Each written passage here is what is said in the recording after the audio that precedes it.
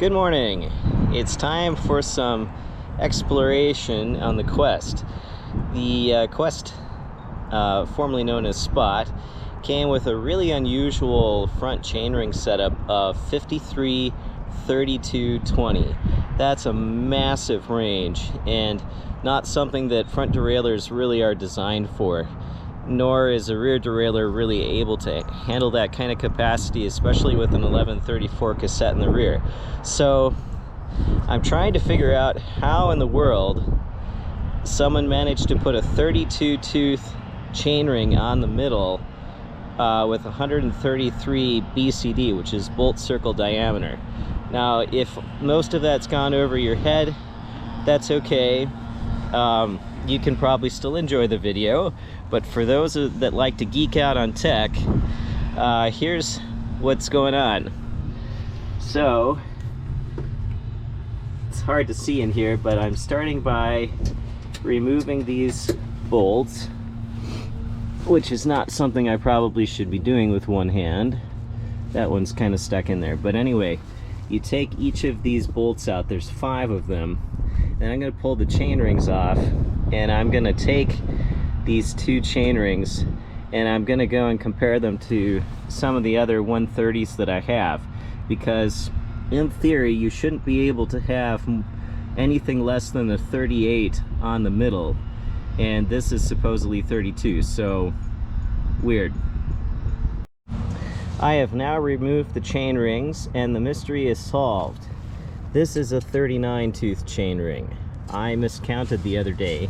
So if I start from here, 1, 2, 3, 4, 5, 6, 7, 8, 9, 10, 11, 12, 13, 14, 15, 16, 17, 18, 19, 20, 21, 22, 23, 24, 25, 26, 27, 28, 29, 30, 31, 32, 33, 34, 35, 36, 37, 38, 39. So I do not have the world's most bizarre chainring setup, and I have now ordered a new chainring that's a 39 that I actually don't need. I think the teeth look like they're in relatively good shape, so I will reassemble that, and I have now answered the question of how is it possible to have a 5332? It's not, because this is not a 5332, but I do still have that teensy weensy little chain ring in there, and that is going to need to get taken out because that's just way too low. I've got a 24, but in order to put that on, I'm going to have to actually remove the crankset and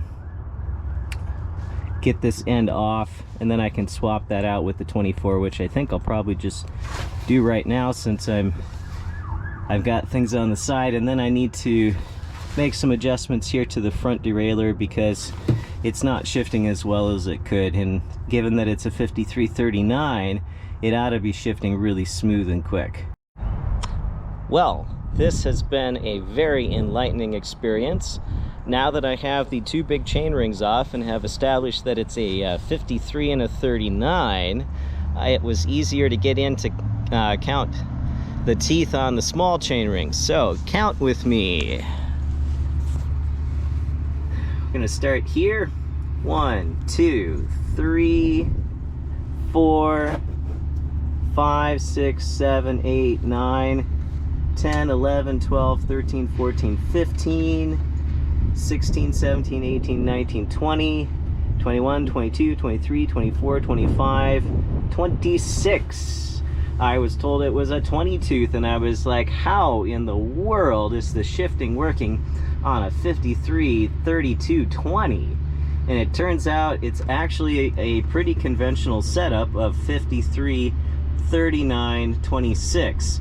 So all those hills I've been riding up, which haven't been many, the reason that they were not as hard as I thought they would be, please ignore that tree chipper down the street.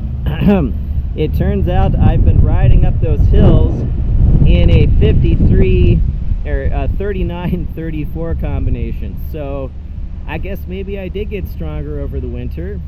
There's no need to change out the chain rings now, because a 26 is low enough for me. I'm not going to mess with putting the 24 on. So there solves the mystery of my strange front chain.